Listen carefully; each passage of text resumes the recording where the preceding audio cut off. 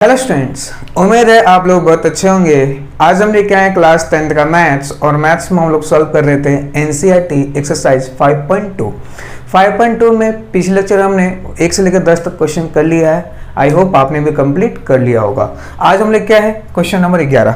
देखिए question number 11 क्या कहता है, which term of the AP, इस एपी का कौन सा term will be 132 more than it's 54 term. तो कभी पिछले लेक्चर में बताया था कि कभी भी क्वेश्चन में आ जाए विच टर्म तो क्या लेट करना है, nth टर्म। क्या nth टर्म, तो क्या लिखेंगे, let nth term is 132 more than it's 54th term. ठीक है, आ रहा समझ में, आ रहा है। ठीक है ठीक है, तो nth टर्म क्या है, जो nth टर्म है ना वो 132 ज्यादा है किससे, 54 टर्म से। तो इसको कैसे लिखोगे, nth टर्म को किससे लिखते हैं, tn। अब tn जो है वो 132 ज्यादा है, किससे ज्यादा है तो प्लस करूंगा किससे, 54 टर्म से। बात समझ में आई।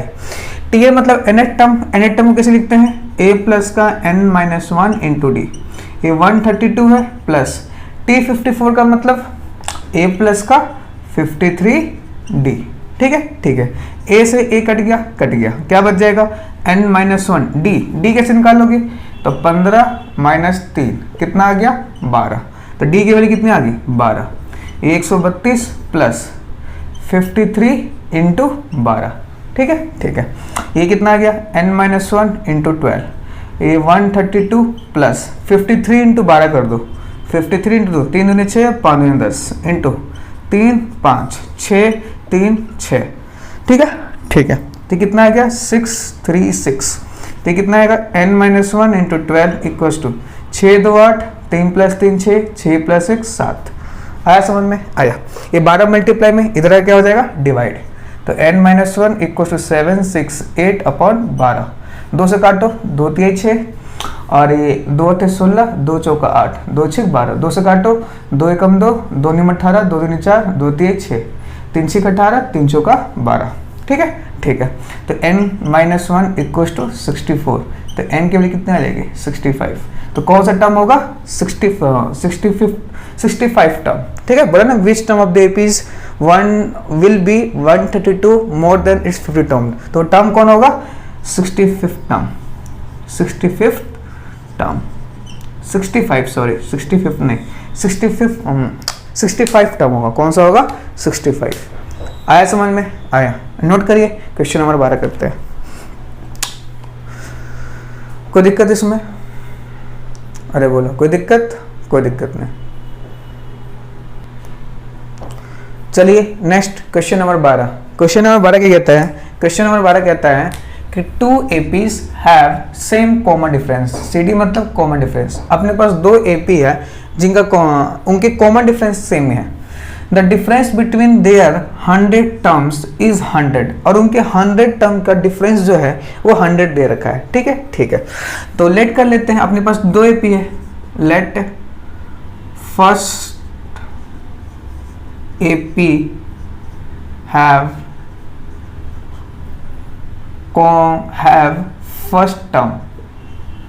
फर्स्ट टर्म छोटा ही मान लेता हूँ। अपने पास जो फर्स्ट एपी है उसका फर्स्ट टर्म क्या मान लेता हूँ, छोटा है।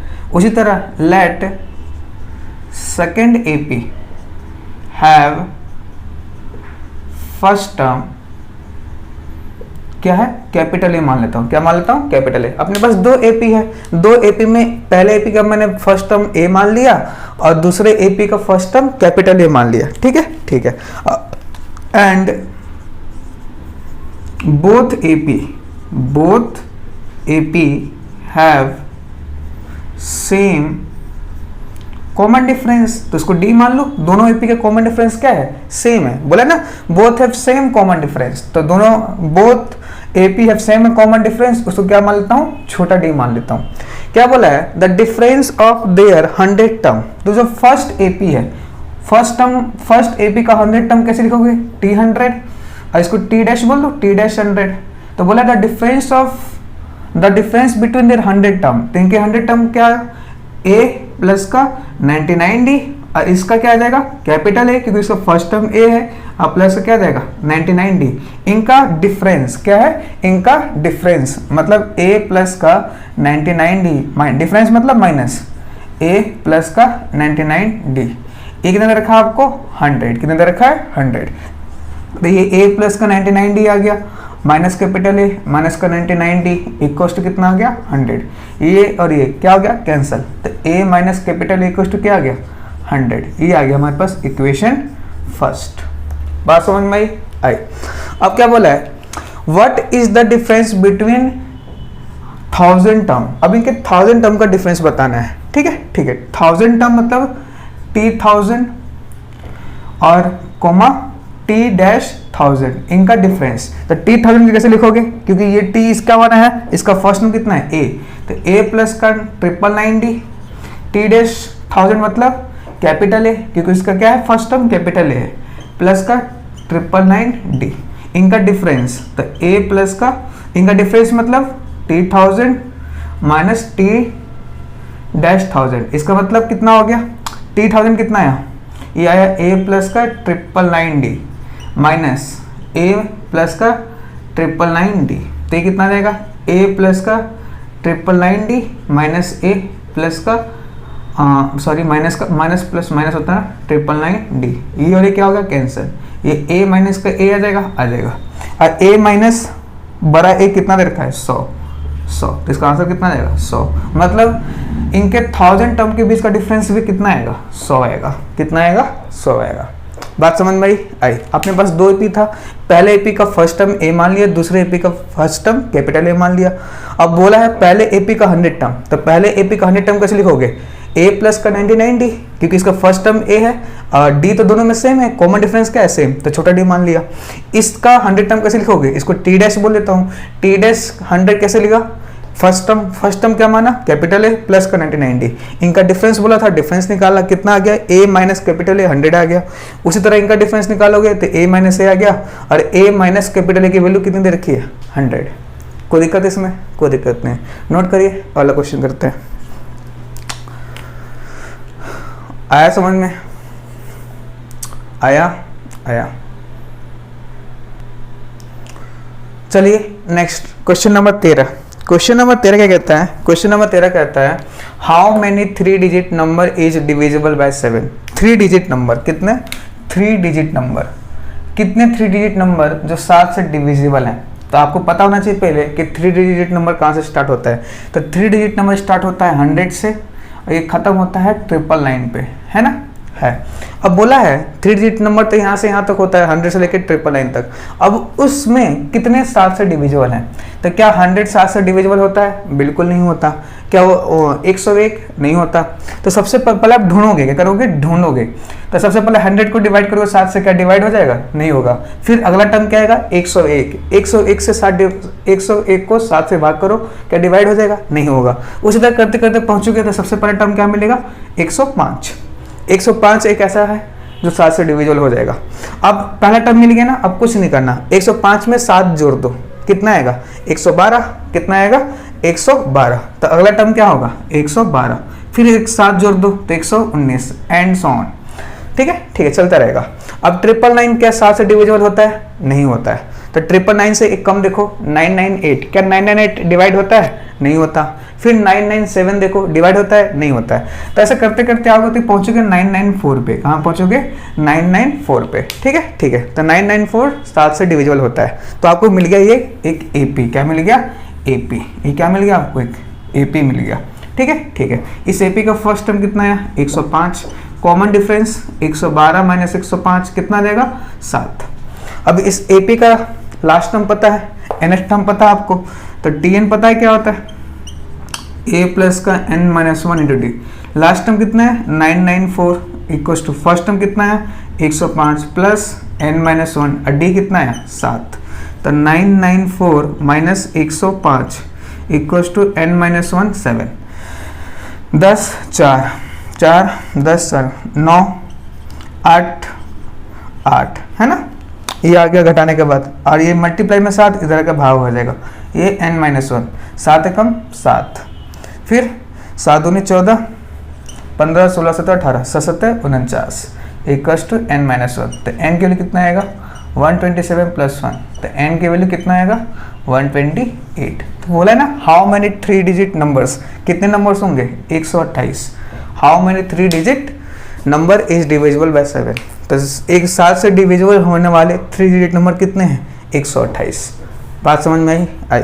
नोट करिए, अगला क्वेश्चन करते। क्वेश्चन नंबर 14 क्या कहता है, how many multiples of 4 lie between 10 and 250। आपको बताना है 10 और 250 के बीच में, इसके बीच में बोला ना बिटवीन इसके बीच में बताना है, ठीक है, कि दो 4 के मल्टीपल हो। तो क्या हो जाएगा 10 के बाद 11 आता है, कि 11 मल्टीपल होता है 4 का, नहीं 12 होता है। 12 के बाद क्या आएगा 16, 16 के बाद 20 एंड सो ऑन। 250 से पहले क्या आता है 249, 249 होता है मल्टीपल 4 का, नहीं 248 4 का मल्टीपल होता है। तो ये आपके पास बन गया एपी। क्या बन गया एपी, ठीक है, बिटवीन बोला है इनके बीच में, ठीक है, ठीक है। तो ये क्या बन गया अपने पास एपी। इस एपी का फर्स्ट टर्म देखो 12 है ना, कॉमन डिफरेंस कैसे निकालोगे 16 माइनस 12 कितना आएगा 4। लास्ट टर्म पता है आपको, मतलब nth टर्म पता है आपको, तो nth term a plus nth term कितना दे रखा है, nth टर्म 248 दे रखा है। तो ये क्या आएगा a प्लस का n माइनस 1 इंटू डी, ये 248 आ गया। a कितना है 12 प्लस n माइनस 1, d कितना है 4 इक्वल्स टू 248। ये कितना आ जाएगा हमारे पास n minus 1 into 4 equals to 248 minus का 12। तो ये n माइनस 1 इंटू 4, 8 में से 2 गया 6, 4 में से 1 गया 3, ये बच गया 2, है ना, है। ये क्या आएगा n माइनस 1, ये 4 मल्टीपल में इधर आके भाग, ठीक है, 4 पच्चे 20, 4 पच्चे 20, 21 22 23, 4 ने 36। तो n माइनस 1 इक्वल्स टू 59। तो n की वैल्यू कितनी आ जाएगी 60, कितनी आ जाएगी 60।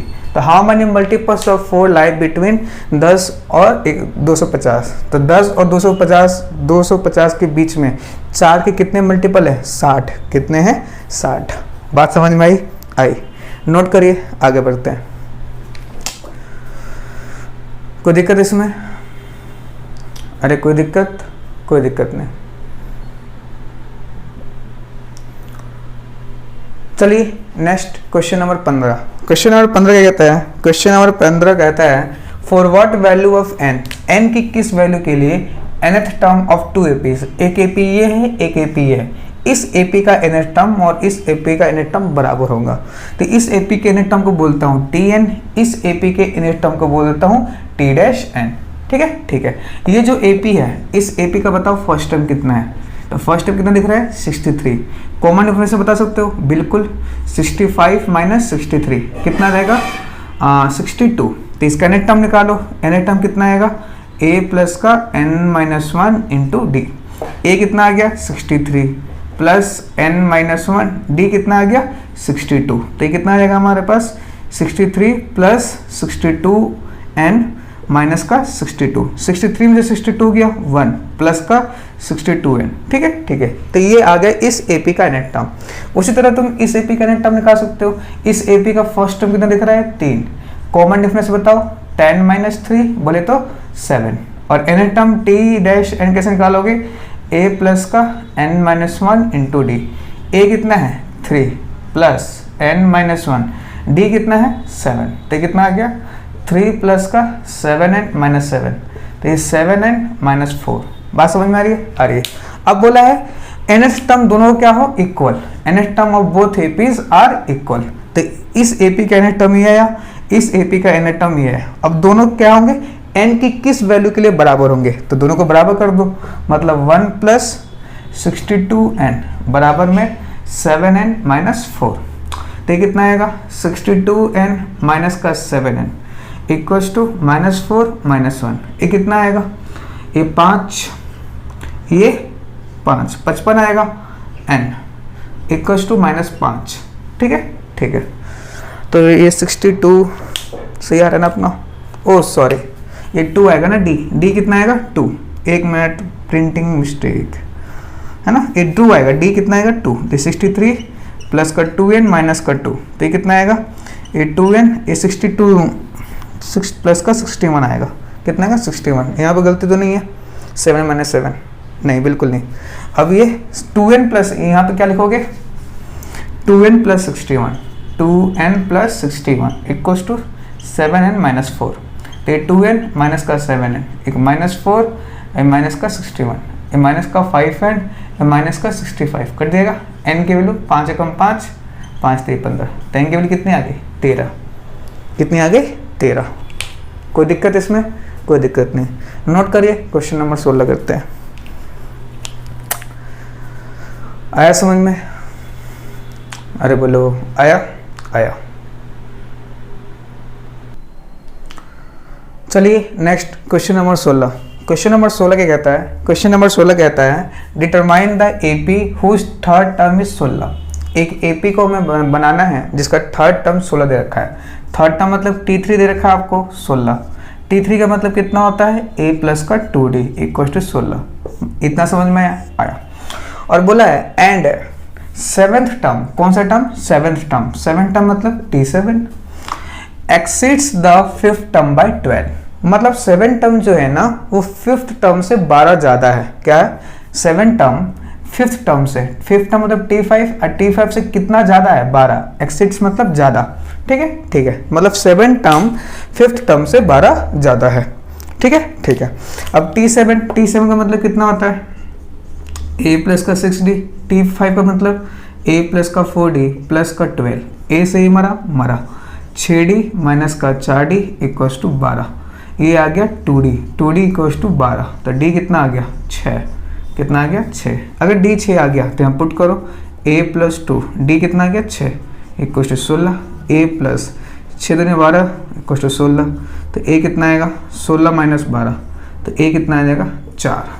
a अपना 4 आ गया, d अपना 6 आ गया। बोला है AP बनाओ, तो कोई भी AP का जो AP कैसे बनता है? फर्स्ट टर्म, फिर a प्लस डी, फिर a प्लस 2d, फिर a plus 3d and so on. First term कितना आ गया? 4। Second term 4 6 4 10। Third term a plus 2d 12 4 16, है ना, एंड सो ऑन। तो ये बन गया अपने पास AP। कोई दिक्कत इसमें? कोई दिक्कत नहीं। नोट करिए, अगला क्वेश्चन करते हैं। आया समझ में? अरे बोलो आया? आया। चलिए नेक्स्ट क्वेश्चन नंबर 17। अब क्वेश्चन नंबर 17 बहुत ही इंपॉर्टेंट क्वेश्चन है। क्वेश्चन क्या है जरा क्वेश्चन को समझो। क्वेश्चन है find the 20th term from the last. क्या बोला है?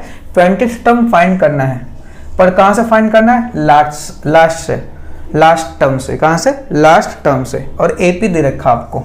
तो देखो कभी भी AP दे दे और बोले लास्ट से टर्म फाइंड करो तो कुछ नहीं करना, बहुत ही आसान तरीका होता है। जो AP दे रखा है ना उसको रिवर्स ऑर्डर में लिखो। मतलब 253 को पहले 253 के बाद क्या आएगा अपने पास? देखो 253 आ गया। ठीक है, ठीक है। फिर क्या आएगा अपने पास? सोचो कॉमन डिफरेंस कितना है? 5 का। तो 253 के बाद क्या आएगा? 248, है ना, है। फिर क्या आएगा? 5 का कॉमन डिफरेंस है, 5 घटाओ इसमें से, तो 243, है ना, 243 आ जाएगा, बिल्कुल आएगा, एंड सो ऑन। अब इसको उल्ट 13 8 और 3, है ना, क्योंकि देखो ये AP था, इस AP का कॉमन डिफरेंस कितना था?